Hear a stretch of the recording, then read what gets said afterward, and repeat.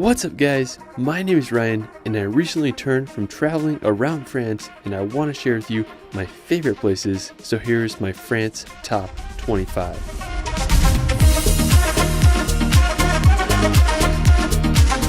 After visiting France, it's easy to see why it's the most visited country in the world. It's home to endless history, enchanting towns, from the towering Alps to the chic French Riviera. France is waiting to be experienced.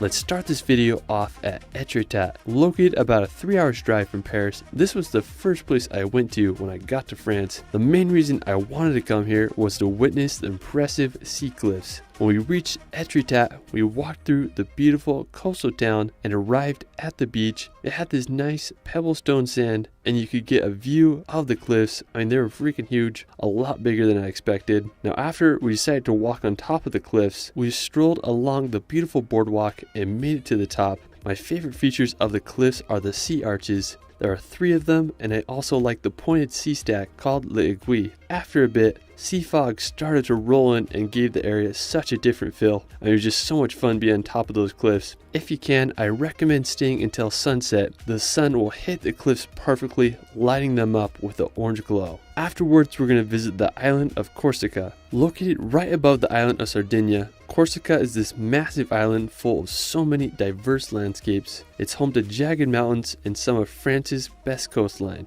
Now, one of my favorite spots on the island is Bonifacio. It's this medieval town built upon these limestone cliffs. It's nicknamed the Mediterranean Sentinel. Now, it's located right in the most southern point of the island. Nearby, there are some more incredible white cliffs with crystal clear waters. Another one of my favorite spots in Corsica is the Clangs de Piana. There are these sharp red cliffs that dive into the sea. They have such a distinct color, and there's a windy road that drives right through them. There's also some incredible beaches in the area, such as Plague de Busaglia. Afterwards, we're going to visit the French Alps. Now, this is easily one of my favorite regions in all of France. It's home to the incredibly massive Mont Blanc, which is the highest mountain in all the Alps at 4,807 meters. Mont Blanc doesn't have the most prominent peak compared to other mountains, but it's just hard to comprehend how huge this mountain is. Now, the town located at the base of Mont Blanc is Chamonix. It's a hub for some of Europe's best skiing and hikes. I really enjoyed walking around the town. It reminded me of a French Zermatt.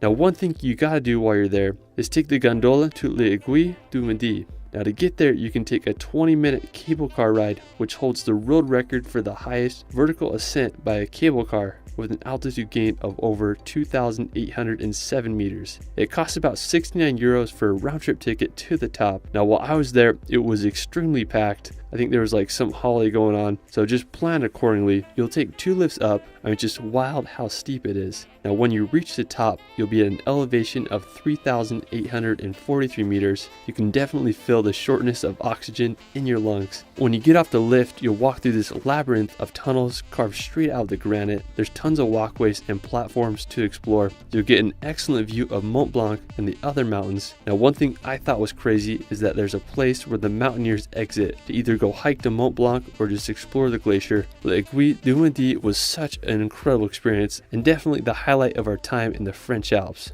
Now, when you get back to Chamonix, another thing you can do is take the train to Mer de Glace. You can get a Mont Blanc multipass for about 83 euros. This will both let you take the train and the lift to l'Aiguille du Midi. Now, the train winds up the mountain and you get some great views along the way. Sit on the left-hand side to get the best views. Now, when you reach the top, you'll be able to see the Mer de Glace. It's the second largest glacier in all of Europe. I mean, what's sad is when you look at pictures of over 150 years ago and you see how much this glacier has shrank.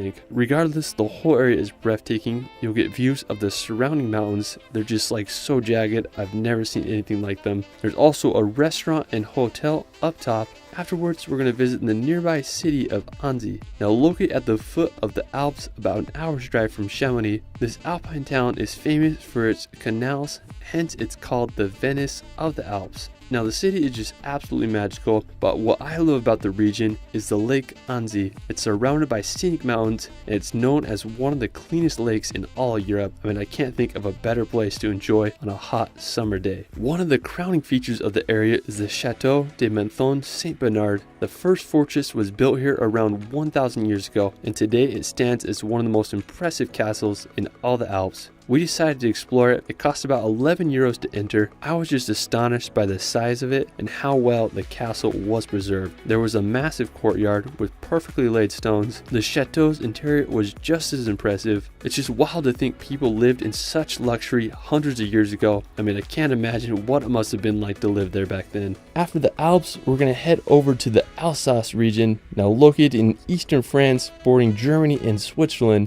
The Alsace region is famous for its fairy tale cities, wine country, and rich history. Over the centuries, the region has alternated between French and German control, and today it represents a mix of those cultures. The capital of Alsace is Strasbourg. It's home to the formal seat of the European Parliament. Another enchanting city in the region is Colmar. If you want to escape the cities, you can experience the Alsace wine route. It's a 170-kilometer long route that passes through some of France's greatest wine country and picturesque towns. One of my favorites is the quaint village of Riviera. It's believed to be the village that inspired the town from Beauty and the Beast. Even if you don't drink wine like me, it's impossible to not fall in love with this region of France. After, we're going to France's capital of Paris. Now, since the 17th century, Paris has been Europe's major center of finance, diplomacy, fashion, and the arts. Paris is one of the world's most visited cities, and with all its attractions and fascinating history, it's easy to see why. Paris's most recognizable attraction is the Eiffel Tower.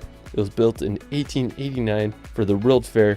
The Eiffel Tower is 324 meters high, which made it the tallest man-made structure in the world until 1930. Another popular attraction is the Louvre Museum. It's the world's largest art museum, and it's home to Da Vinci's Mona Lisa. You can also take a drive around the Arc de Triomphe or walk the grounds of the Palace of Versailles. And there's just so much to see in this grand city. Now after, we're going to visit the Loire Valley.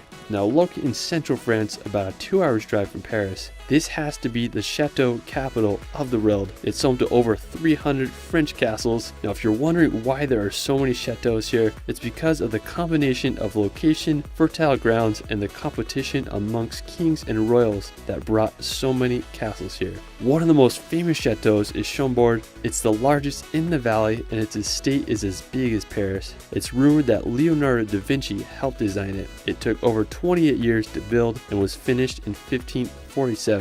Now from above, you can see its perfectly square moat that was built to protect the castle. It's truly a mind-blowing piece of architecture. Now another one of my favorites is the Château de Chenonceau. Built in the early 16th century, what's wild about this chateau is it's built upon a river. I love all the arches. It's definitely one of the most beautiful buildings in all of France. After, we're going to head down to southern France to the French Riviera. Now located on the southeast corner of France, I have to say that the French Riviera is home to some of the world's best coastline. One stunning city on the French Riviera is Menton. It's strikingly beautiful with its colorful buildings, complemented with a backdrop of the Maritime Alps. We stayed several days here, and I really enjoyed just walking around the city. Menton was a part of Italy until 1860, when it and the rest of Nice County was added to France. There's a great boardwalk that walks along the coast, and I really enjoyed going out to the lighthouse pier to get panoramic views of Menton.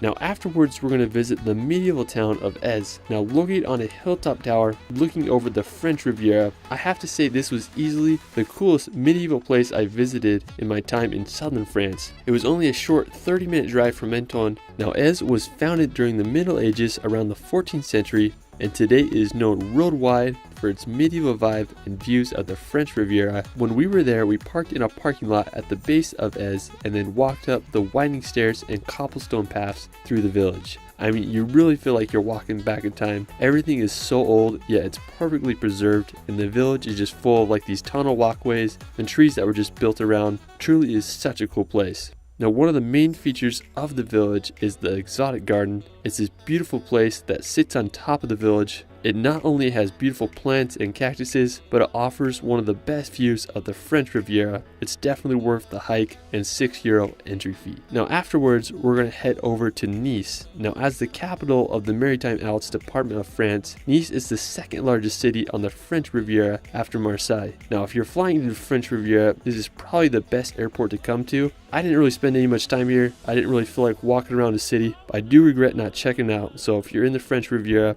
you definitely can give Nice a visit. Now another prominent nearby resort town is Cannes. Now it's located about 40 minutes drive from Nice. Like many places along the French Riviera, Cannes is associated with the rich and famous and hosts the annual Cannes Film Festival. Now just outside of Cannes is some of the most beautiful coastline on the French Riviera. It's called the Esterel, and it's these red rock cliffs that dive into the sea. Now I was talking to a local on the beach, and he told me that this was his favorite place on the Riviera, so I had to go check it out. The coastline is part of the Esterel Massif, and it stretches from Cannes to San Rafael. Now it's full of hidden coves, red rock islands, and secluded beaches. I love just driving along the coastline and parking in its many lookout points and just exploring the coast. I highly recommend visiting here. Now one really cool place I visited in the area is Cap du Jamon. Now the reason I wanted to go here is because there's this little island with a medieval looking watchtower on it. It was constructed in the 20th century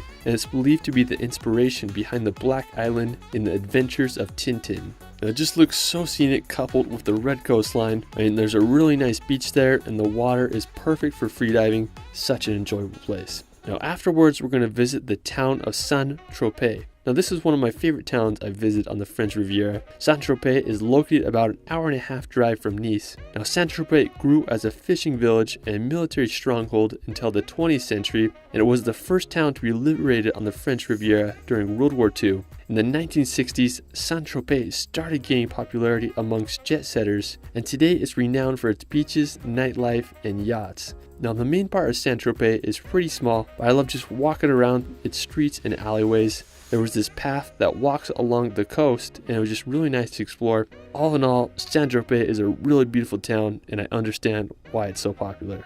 Now afterwards, we're going to visit Cassis.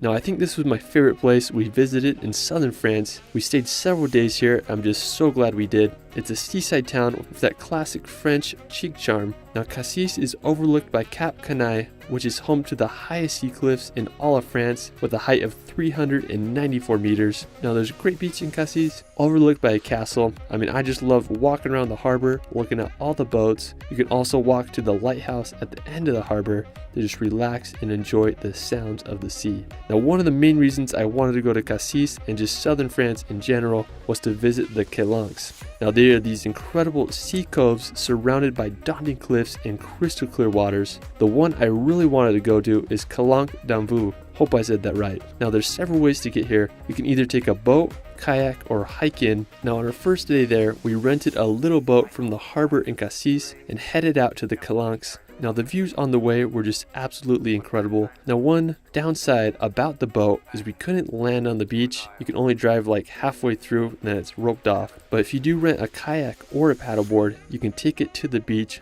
which I definitely recommend if you can handle the long paddle. Now we went in as far as we could in the Calanques and then turned around after we just kept exploring the coastline, heading west as we relaxed in this other Calanque with some just really unique cliffs and rock formations. It was such a phenomenal area. Now the next day I really wanted to go to the beach in the Calanques d'Anvou, so we decided to do a hike. Now the hike was about 7 kilometers long and it had this one steep descent to get down to the beach. Nothing you can't handle. Now once we reached the beach, I mean, it was really an amazing sight. The steep white cliffs coupled with the greens of the pines and blues of the water were just amazing. Now the beach was a decent size with a lot of smooth pebbles. We went for a swim and the water was just so freaking clear. I wanted to find a cliff jump spot, so after swimming down the cove, I found this rock about 7 meters high and did a few jumps off of it. I mean, there's truly no better feeling than cliff jumping into the Mediterranean. Definitely was one of my favorite places we went, and a perfect place to end our time on the Côte d'Azur.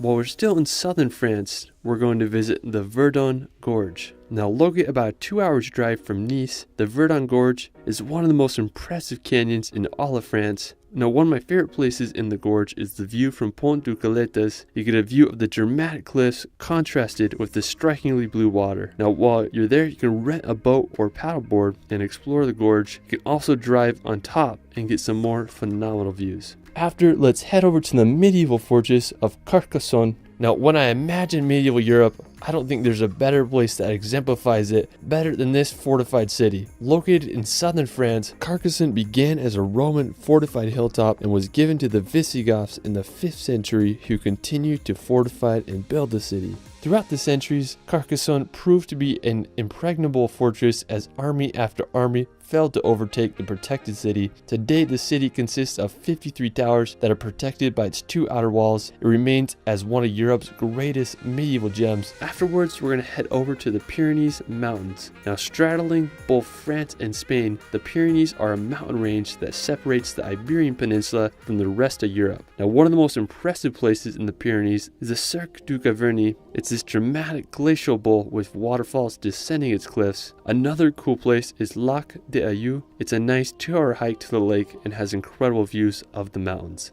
After, we're going to visit the region of Brittany. Now, located on the northwestern tip of France, Brittany is full of rugged beaches and countless lighthouses. One thing that is particularly fascinating about Brittany is its presence of megalithic monuments. There are thousands of stones scattered around the region, ranging from ancient tombs to single standing stones that were arranged by Neolithic people over 7,000 years ago. I mean, just pretty interesting if you ask me. Now, aside from the ancient megaliths, Brittany is home to some stunning coastal towns. One of my favorites is Le Conquet. It's an ideal maritime city with a picturesque harbor. One of the highlights of the area is the Kermovan Lighthouse. I mean, just such a beautiful setting. Now, for our final destination, we're going to visit Mont Saint-Michel. I have to say this was probably my favorite place I visited in France. This place was just truly magical. Now, to get there, it's a 4-hour drive from Paris. When we arrived, we checked into our Airbnb and made the long walk to Mont Saint-Michel. Now, you can't drive directly to the tidal island. Instead, you can park in the parking lots outside and either take a shuttle or walk about 4 kilometers. Now, I definitely recommend walking if you can. As you approach the island, it's quite the experience. And it just made me think of how the people must have felt throughout the ages as they came here. I mean, just truly something out of a fantasy film. Now, when you reach the island and walk through the gates, you feel like you're walking into a Harry Potter movie. It was as if I was walking down Diagon Alley.